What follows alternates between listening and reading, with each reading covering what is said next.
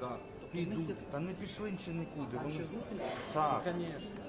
Прямо в 4:30. Я буду працювати. Offstage left lectern, offstage center left microphone. Thank you.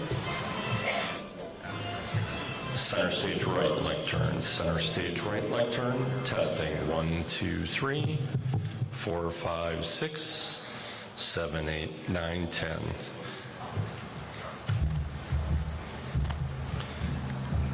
Testing off-stage right lectern. Off-stage right lectern, do we have it in the truck? Off-stage right lectern. Sorry? Good in the truck?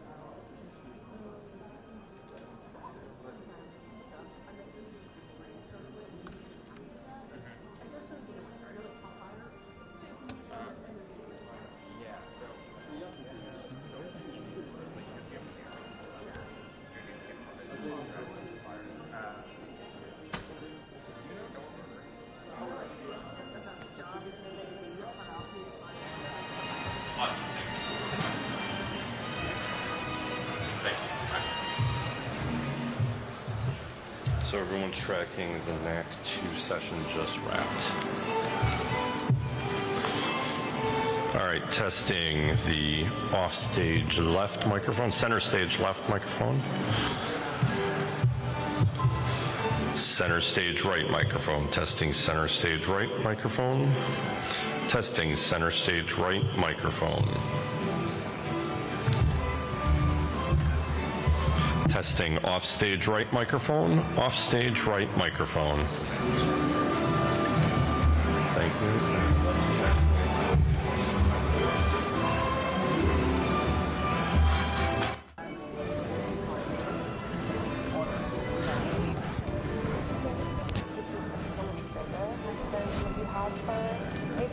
And it's like there's more room for them to do that. China. I mean, maybe that'll happen later today. It's supposed to start at 1:30. Yeah. 1:35. Q&A, RF number 1. Depends on how many questions they take. Probably maybe 30, I would probably say. Yeah, yesterday when Stoltenberg. Q&A, RF number 2. Were you at that one? You were there yesterday? Q&A, RF number 3.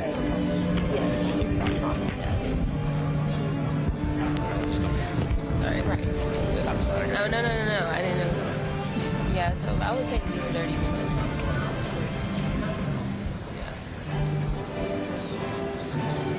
You're good? Thank you, Jen. Yeah.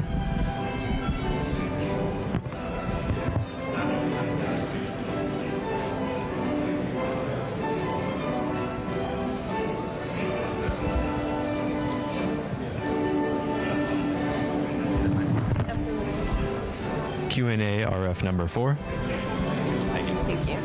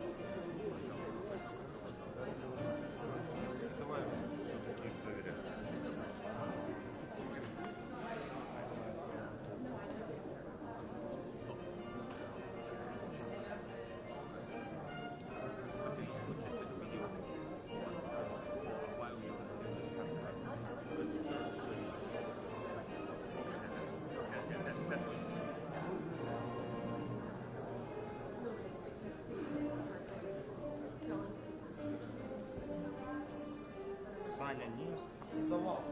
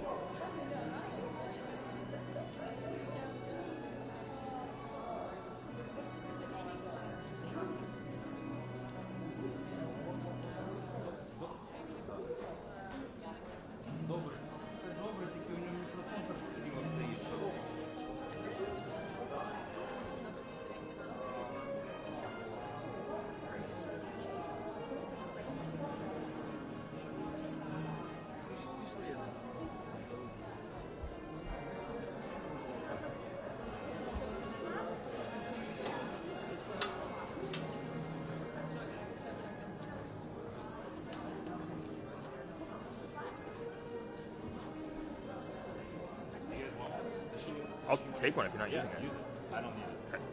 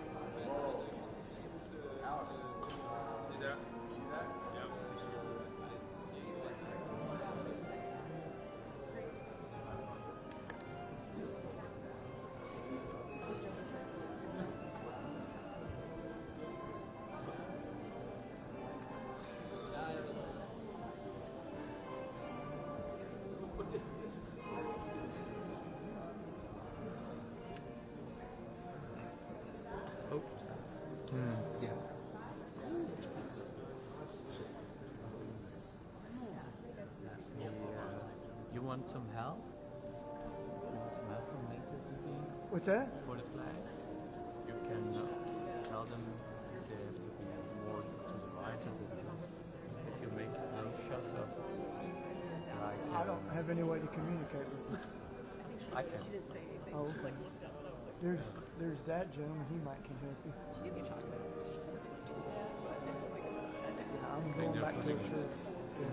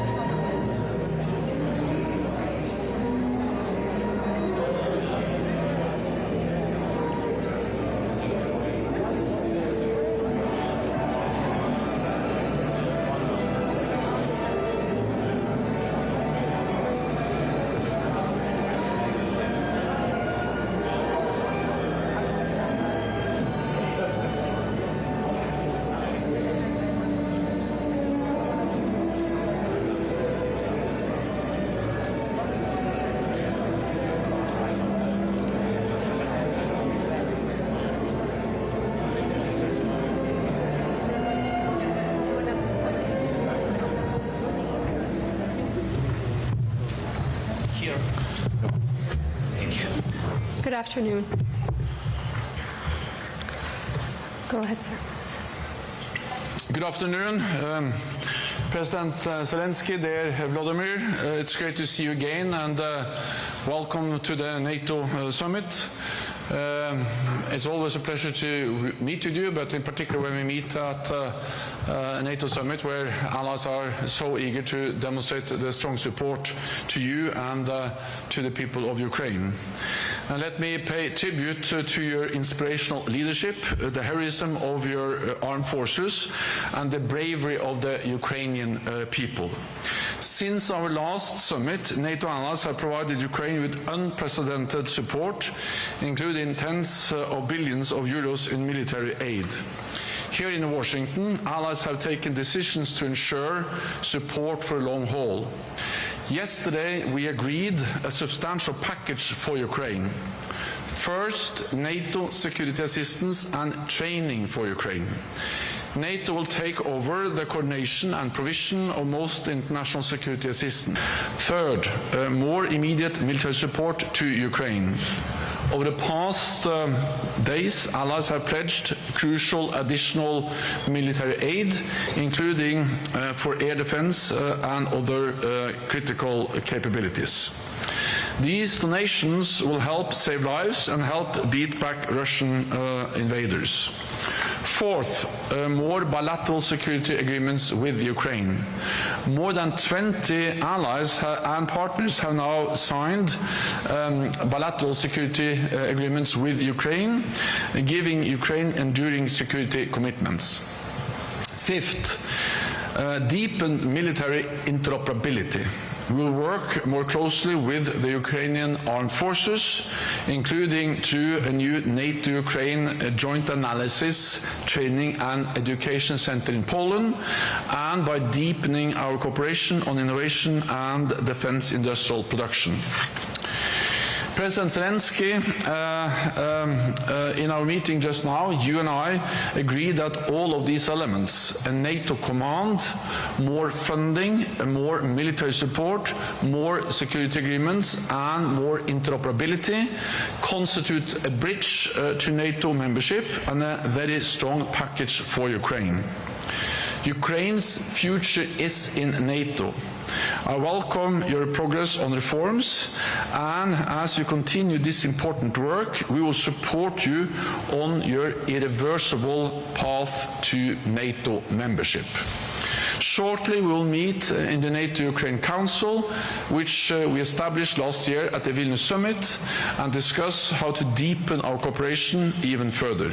So once again, President Volodymyr, it's great to have you here. You have the floor. Thank you very much, Jens. Thank you so much for the invitation. Dear Jens, dear your team, and dear journalists, I'm grateful to you for your attention to Ukraine and for supporting our people and our absolutely just cause, the defense against Russian aggression. It is Russia that invaded our land. It's Russia that wants to take our lives.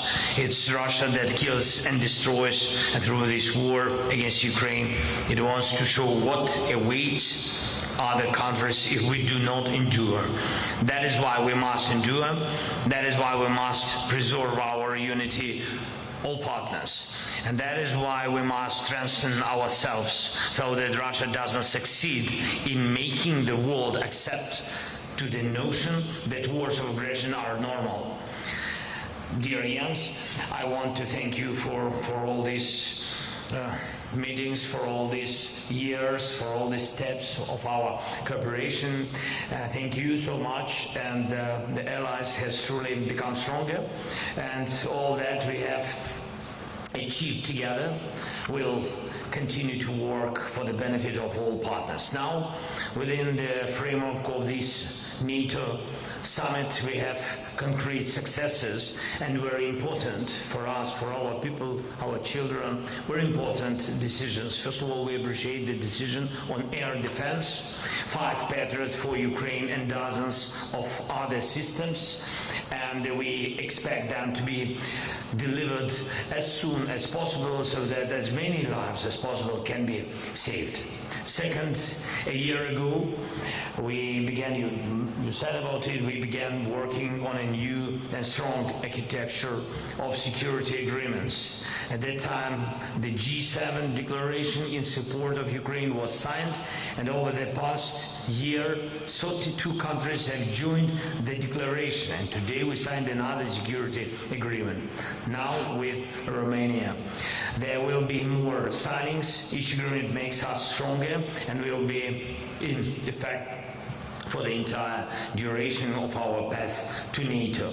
Today we will endorse the Ukraine Compact, and this document is a success for Ukraine as it develops our security architecture. We will definitely implement every point. We have more than enough energy for this.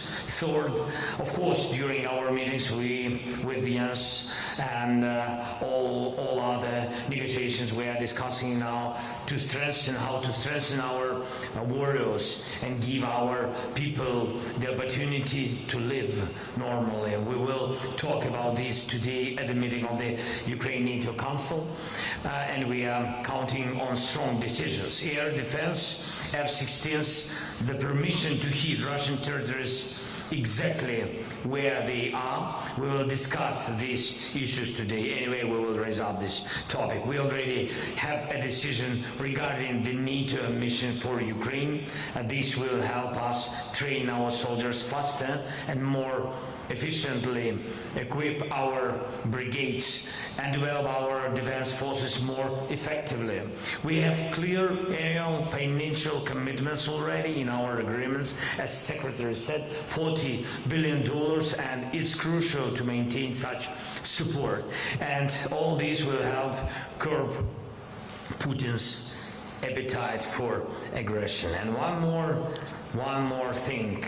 We have strong warning regarding the irreversibility of Ukraine's movement towards NATO. Every step truly brings us closer to membership. We are doing and will continue to do everything to ensure that the day comes when Ukraine is invited and becomes a NATO member. And I am confident we will achieve this. Thank you for your attention. Thank you for your support. Thank you. Yes. Slava Ukraini.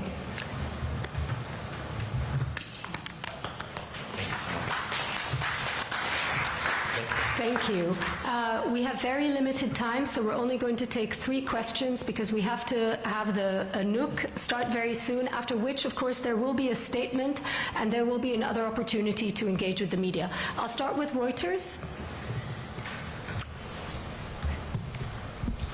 Thank you. Sabine Siebold with Reuters.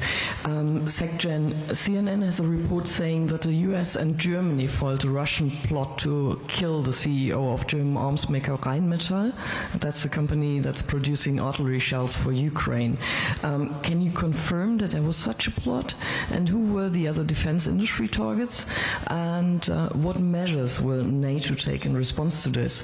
And President Zelenskyy, if I may, another summit is coming to a close, and NATO has still not offered a political invitation to Ukraine to join. Do you see this as a defeat? And the second question, Russia has been slowly advancing in these 4 months. When are you going to stop Russia's troops? Thank you.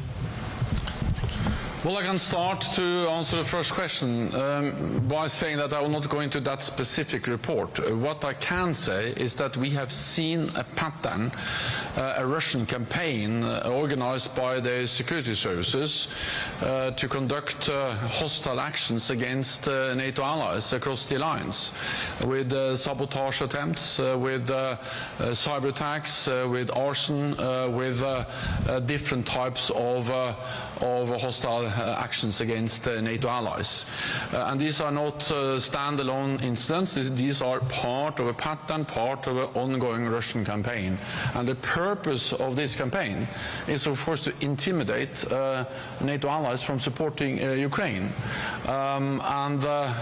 What we have seen over the last months is that NATO allies have not been intimidated. NATO allies are actually stepping up their support, delivering more aid to Ukraine. And today we agree a package with a NATO command for Ukraine, with a long-term financial pledge for Ukraine, with more immediate support with the new Patriots and ammunition to Ukraine, and with the bilateral security agreements on top of everything we do to enhance our interoperability with Ukraine. So yes, we see a Russian attempt to intimidate us from providing support, but we see that it has, if anything, the opposite effect on NATO allies. They're actually stepping up their support for Ukraine.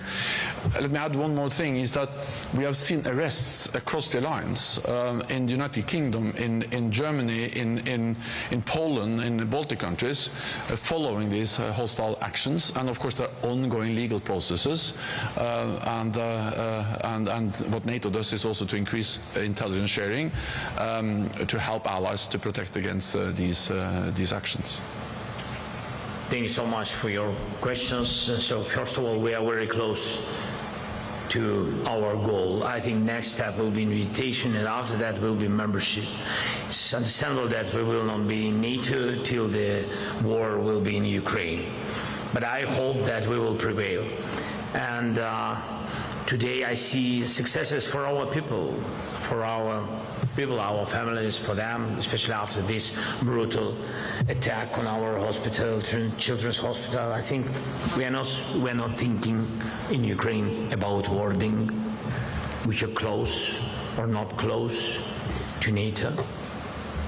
We are thinking about real strong steps from very strong people. And we had this speaking about the war, you can't even sometimes use the word success, because success is no war in your country, in your life. Success when you don't lose your family, that is success. And to survive and to win this war, that will be a real success for us. And I think we have to stop speak that for Ukraine, the membership in NATO, this is success. I think this is success for both of us. We strengthen NATO. We're strong guys. We have strong army. And we are fighting against this tyrant, Putin. And that's why Ukraine in NATO, this is both success. But for today, when we speak about very concrete successes, this is success what gives us possibility to live. Patriots, other Iris-T Hawks. I didn't tell all these details, how many different countries and how many different systems we can have. So for us, it's to push them quicker, to have them quicker in Ukraine. That is a success for us for today. Be very honest with you. Thank you. Thank you. Okay, one question, please, because we're very short on time. Interfax Ukraine. Thank you. Irina Sommer, news agency Interfax Ukraine here. Question regarding use of allied weapon to hit target on Russian territory. Can we expect that finally limitation and restriction will be lifted and Ukrainian will be able to prevent future attack on civilians and children in hospitals? Thank you. I think it's important to remember what this is. This is a war of aggression launched by Russia against a democratic, friendly neighbor, Ukraine. Russia invaded Ukraine. That's a blatant violation of international law. And according to international law, Ukraine, of course, has the right to self-defense. NATO allies have the right to help and uphold Ukraine's right of self-defense without becoming party to the conflict. And the right of self-defense includes also the right to strike legitimate military targets on the territory of the aggressor, Russia. And therefore allies have reduced, some allies have not imposed any restrictions at all. It varies a bit between allies, but allies have reduced the restrictions on the use of the weapons delivered to Ukraine. And this has enabled Ukraine to strike legitimate military targets on the territory of Russia. I think it's also important to understand that in the beginning of the war, or actually until quite recently, most of the fighting took place on Ukrainian territory. The front lines were inside Ukrainian territory, so to hit military targets on the other side was to hit Russian military installations on Ukrainian territory. But since Russia opened a new front in Kharkiv, the front line and the borderline is more or less the same.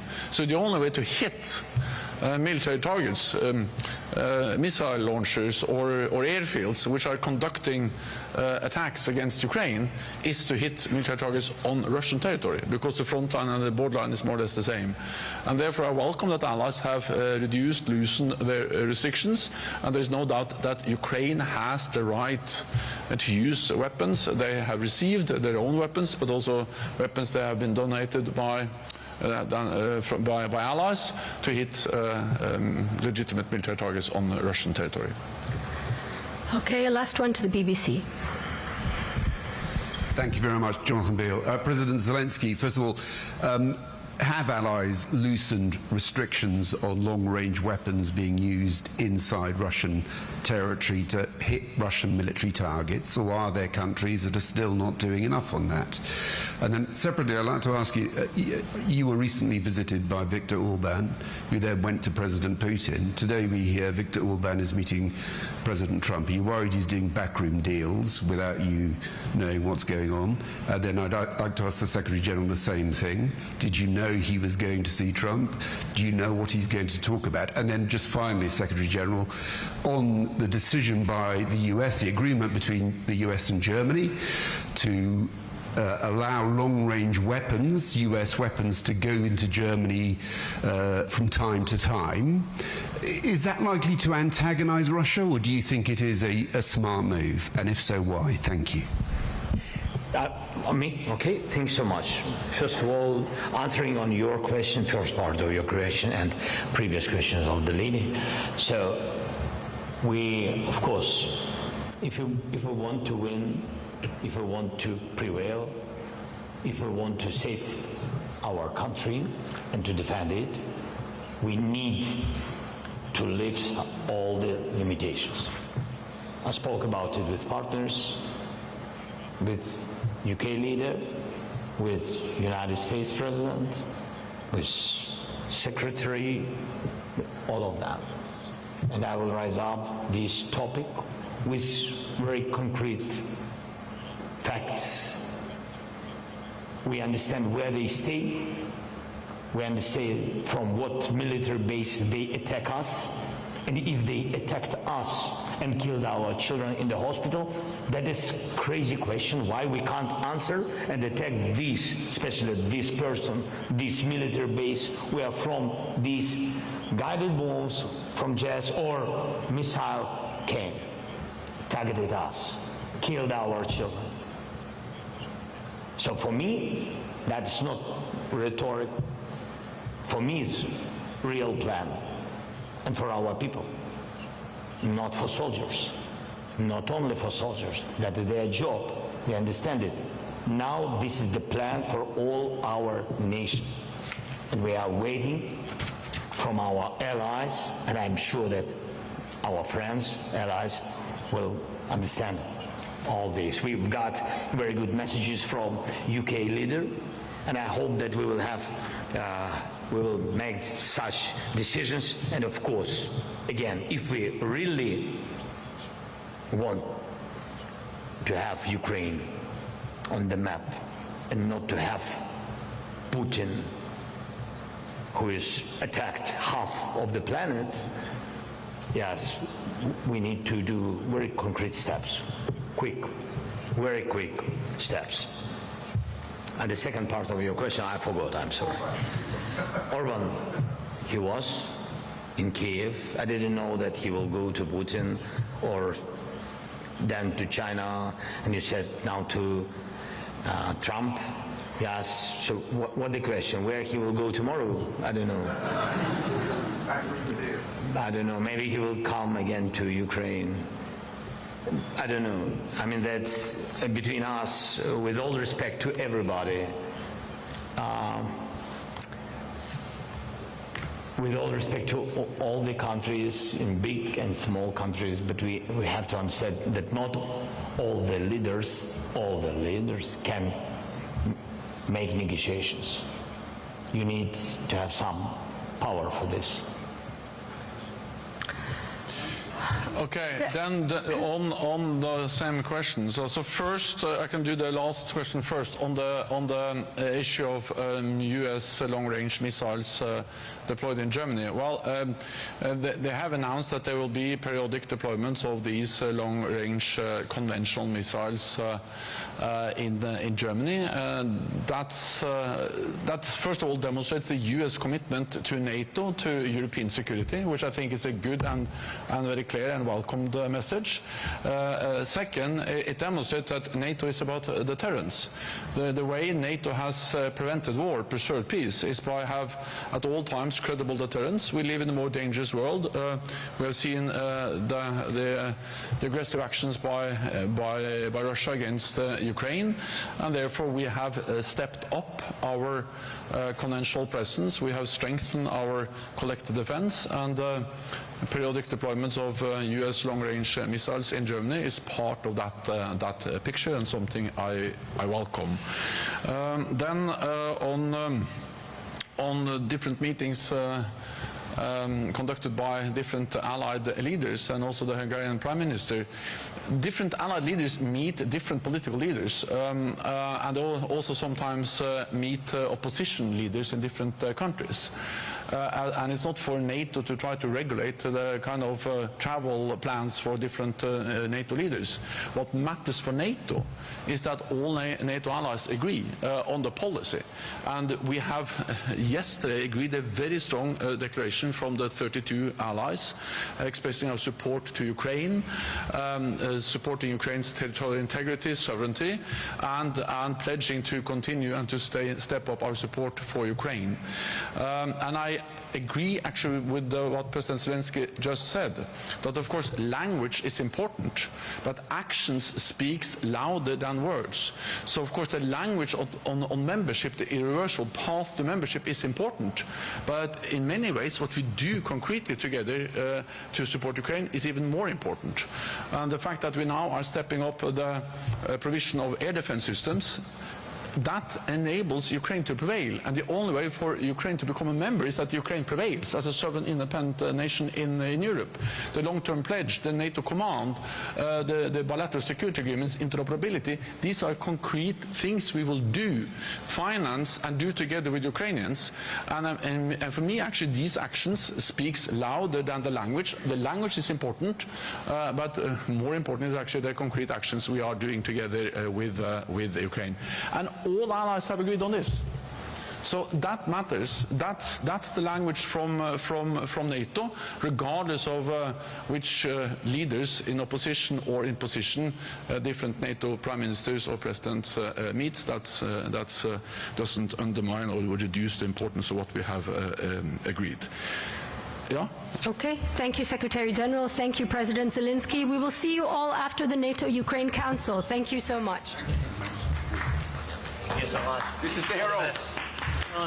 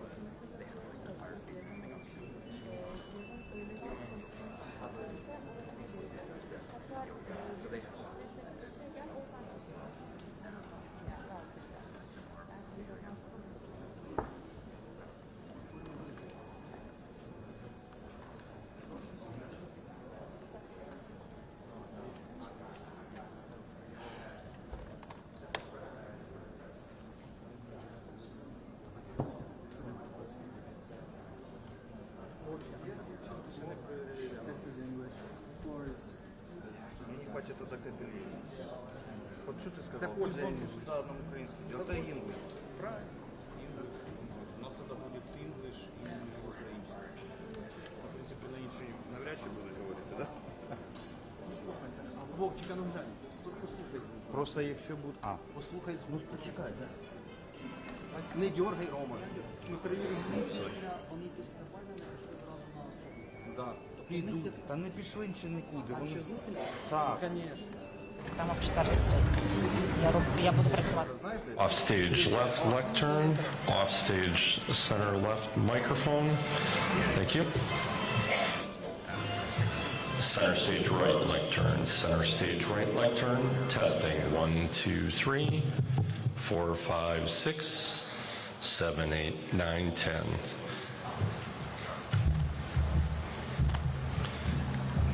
Testing offstage right lectern. Offstage right lectern, do we have it in the truck? Offstage right lectern. Sorry?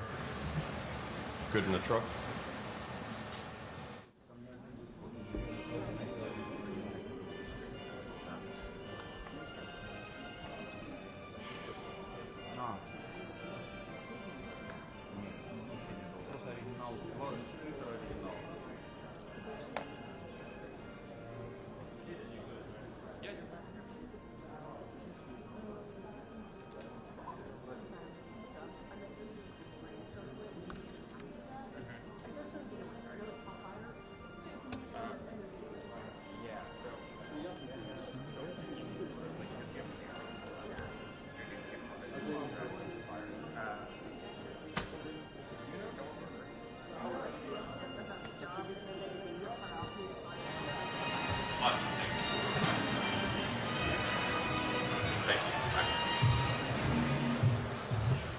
So everyone's tracking the NAC 2 session just wrapped.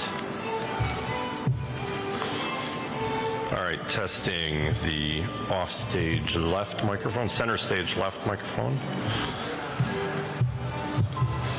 Center stage right microphone, testing center stage right microphone. Testing center stage right microphone. Testing offstage right microphone, offstage right microphone. Thank you.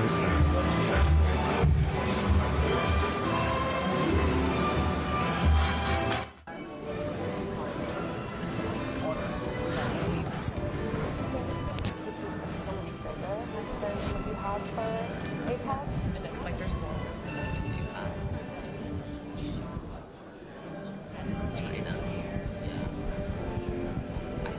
I mean, maybe that'll happen later today. It's supposed to start at 1:30. Yeah. 1:35. Q&A, RF number 1. Depends on how many questions it takes. Probably maybe 30, I would probably say. Yeah, yesterday when Stoltenberg... Q&A, RF number 2. Were you at that one? You were there yesterday? Q&A, RF number 3.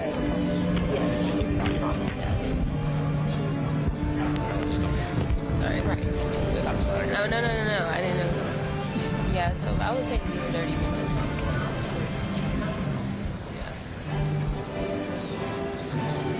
You're good? Thank you, Jen. Yeah.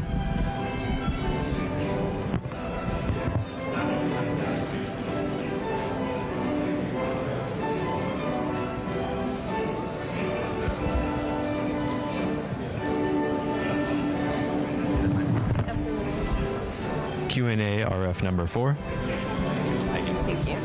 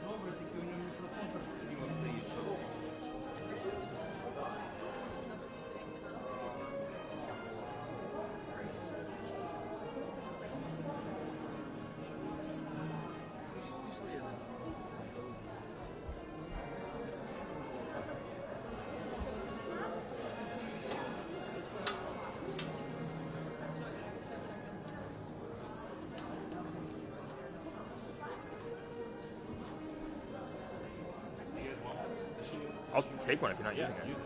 I don't need it. Okay.